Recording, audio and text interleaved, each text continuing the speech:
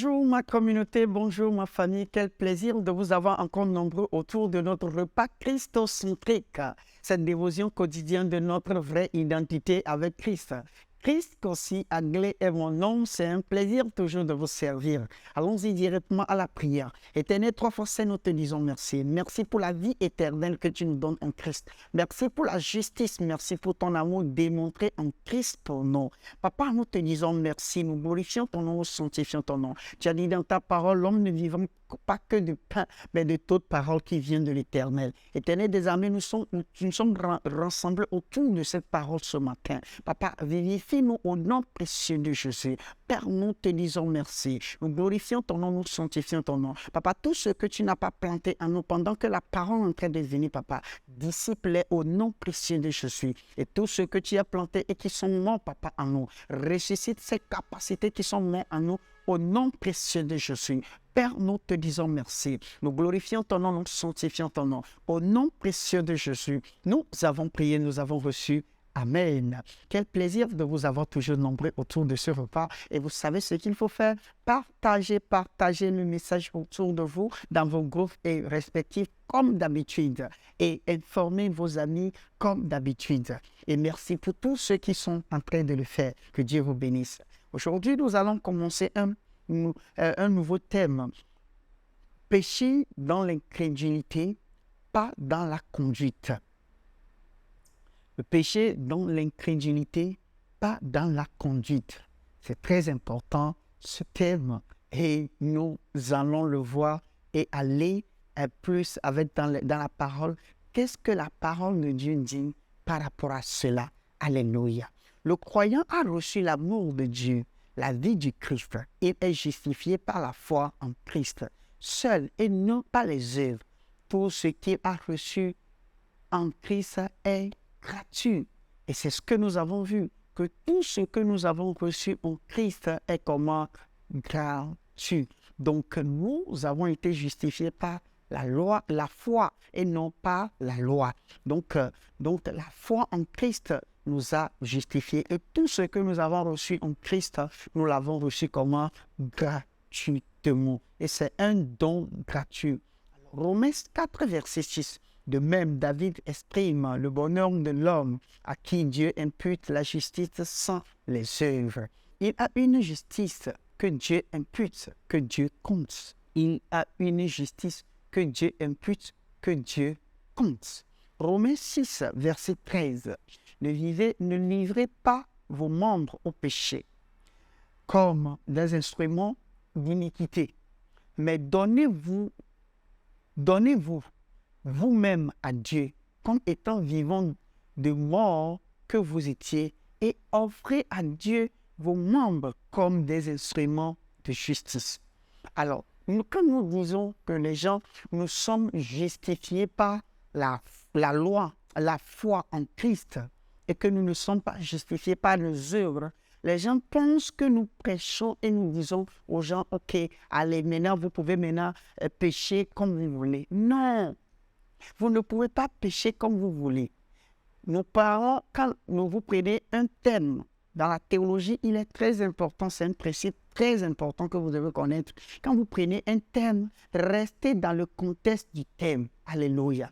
Nous avons dit, le salut, nous parlons du salut. Le salut est reçu par quoi? La foi en Christ et non pas les œuvres. Vous ne pouvez pas faire les œuvres, vous ne pouvez pas par la moralité, être justifié devant Dieu. Alléluia. Vous ne pouvez pas, par vos œuvres, être justifié devant Jésus, devant Dieu. Vous ne pouvez pas. Mais les œuvres, les bonnes œuvres, viendront quand vous êtes en Christ, puisque nous avons été prédestinés pour des bonnes œuvres. Ok. Par Christ, maintenant, viendront maintenant les bonnes œuvres. Et vous allez voir, parmi beaucoup de personnes qui prêchent la loi, vous allez voir que les gens souffrent pour changer même leur caractère, pour changer leur mode de vie. Ils n'arrivent pas. Des gens qui jurent que je ne vais plus faire ceci, je ne vais plus faire ceci, mais qui se livrent toujours à la même chose et des fois même pire. Qu'est-ce qui se passe? Ces personnes ne sont pas sauvées.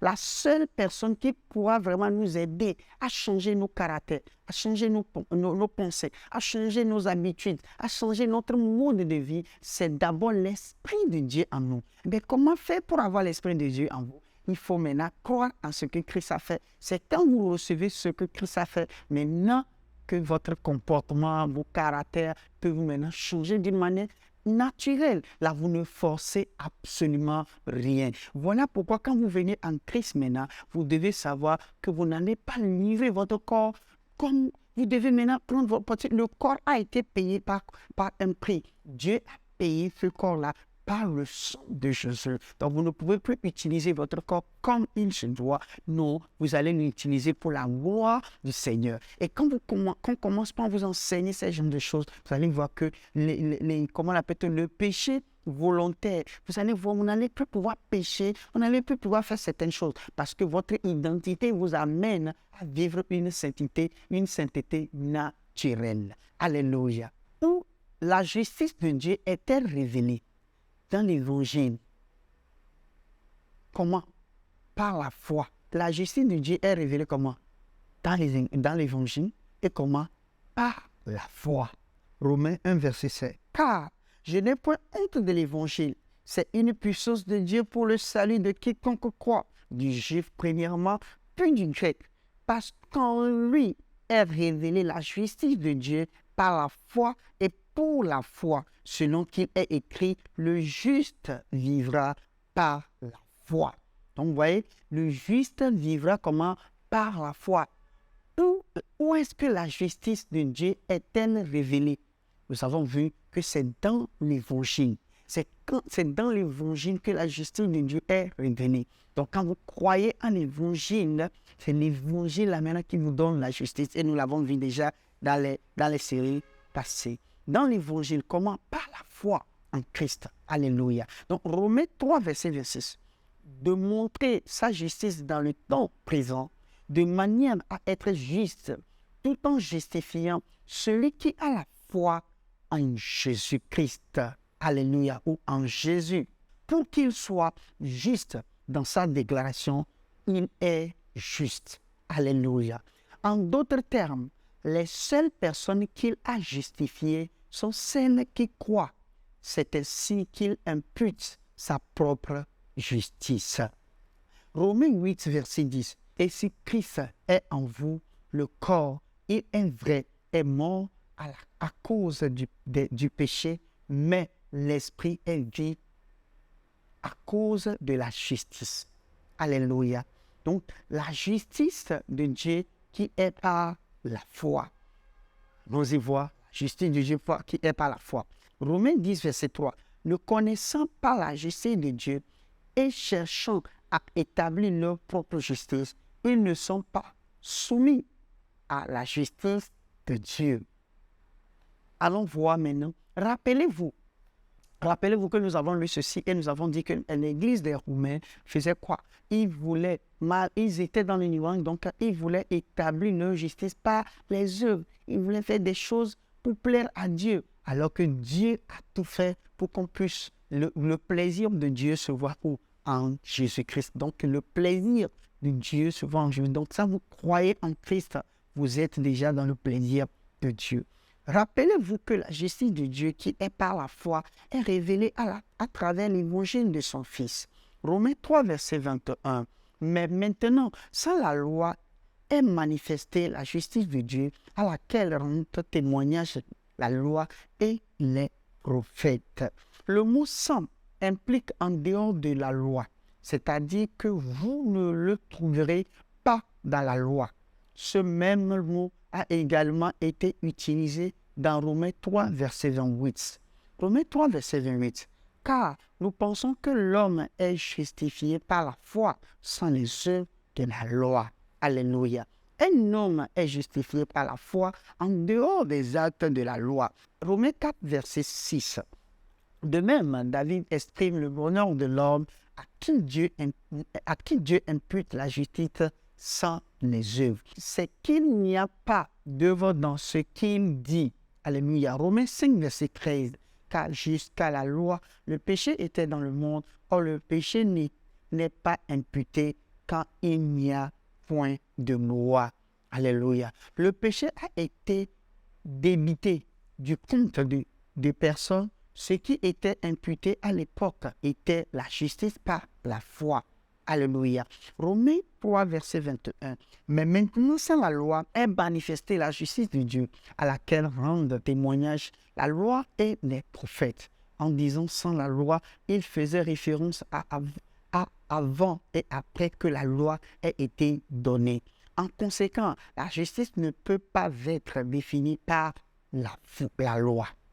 Donc, en conséquent, la justice ne peut pas être définie par la loi. Et tout ce que nous avons lu, vous savez, vu que partout dans les Écritures, on nous montre que quoi, nous ne pouvons qu'être justifiés comment?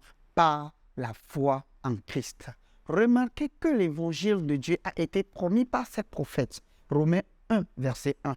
Paul, serviteur de Jésus-Christ, appelé à être apôtre, mis à part pour annoncer l'évangile de Dieu. Verset 2.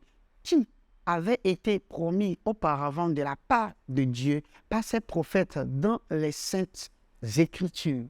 En d'autres termes, la justice a toujours été dans les évangiles. Il était considéré soit comme une promesse, soit comme un accomplissement. La justice est donc une fonction de l'évangile. Donc, pour être justifié, c'est l'évangile. Donc, pour que nous puissions avoir les gens, pour que nous puissions voir les gens, pour que ces gens-là soient justifiés, nous devons maintenant prêcher l'évangile pour que en recevant cet évangile-là, les gens, la justification va venir par là. Donc, pour que nous puissions voir la justification, la plénitude de la justification dans le monde, nous devons multiplier notre mode d'évangélisation. Par conséquent, la promesse a été accomplie. Ainsi, la promesse de l'évangile, la justice par la foi, est reçue en croyant à l'évangile de son Fils. Et c'est ce que nous avons infatigablement dit ces derniers jours par rapport à la justice. Donc, à partir de ce que nous venons de dire là, vous êtes convaincus que quoi? Et nous avons convaincu par l'évangile, par les Écritures, vous-même vous l'avez vu que quoi? La justice n'est pas par les œuvres, mais la justice est par la foi. Et cette justice par la foi se voit où? Dans l'évangile de son Fils Jésus-Christ. Donc, quand l'évangile de son Fils, qui est la bonne nouvelle, est prêché, comment Jésus-Christ est mort selon les Écritures, il a été enseveli et ressuscité le troisième jour selon les Écritures. Si nous croyons à cela, nous sommes justifiés. Alléluia. Quel plaisir de le savoir. Confessons ceci ensemble. J'ai reçu l'amour de Dieu et la vie de Dieu. L'amour que Dieu m'a montré est que je suis justifié par sa foi et non par mes œuvres. Je suis récipiendaire de sa grâce. Je suis déclaré juste par son propre compte. Alléluia. On répète encore une fois. J'ai reçu l'amour de Dieu et la vie de Dieu. L'amour que Dieu m'a montré est que je suis justifié par sa foi et non par mes œuvres. Je suis récipiendaire de sa grâce. Je suis déclaré juste par son propre compte. Alléluia. Quel plaisir de savoir que nous avons été justifiés par son propre compte et non par nos propres efforts. Et donc, si quelqu'un, aujourd'hui, tu es en train de tout faire pour être justifié, tu es en train de tout faire pour recevoir la justification de Christ, tu es en train de te tuer, tu ne pourras jamais arriver. Parce que nous avons vu par toutes les Écritures que quoi? Que la justification est juste dans la foi de Jésus. Et cette foi de Jésus vient par la prédication de son évangile. Alléluia. Quel plaisir de le savoir. Pour tous ceux qui veulent encore comprendre plus et veulent poser des questions, n'hésitez pas à nous envoyer des questions ou à nous envoyer vos témoignages. Passe-nous les numéros WhatsApp, le numéro WhatsApp qui s'affiche ou bien notre mail et nous allons vous répondre. Nous serons vraiment très ravis de vous lire. Quel plaisir de le savoir. Tout en sachant vous voir, tout en espérant, vous voir demain à la même heure, sur la même plateforme. N'oubliez pas, je suis Chris Kossi Aglé, votre serviteur. Je vous dis, le royaume des cieux est en puissance. Amen, amen, amen. Que Dieu vous bénisse, que la main de Dieu soit sur vous. Passez une très bonne journée. Je vous aime. Hello, I hope you have been blessed by that wonderful message. The Bible says, "Man shall not live by bread alone, but by every word of God." For you to grow spiritually, you need to hear, study, and meditate on the Word. You need to not only hear, but to also read and see. And that is why you need the Christocentric meal. To order this life-changing book and other titles, DVDs, and CDs by Dr. Abel Damina, call the number or email the address on the screen. This is a book that reveals to you who you are in Christ, what you have in Christ, and what Christ can do through you. This book interprets and breaks down the Word into daily meals, making it easier for you to understand and study, build up and strengthen your inner man, all the while growing your relationship with God and your confidence as a believer.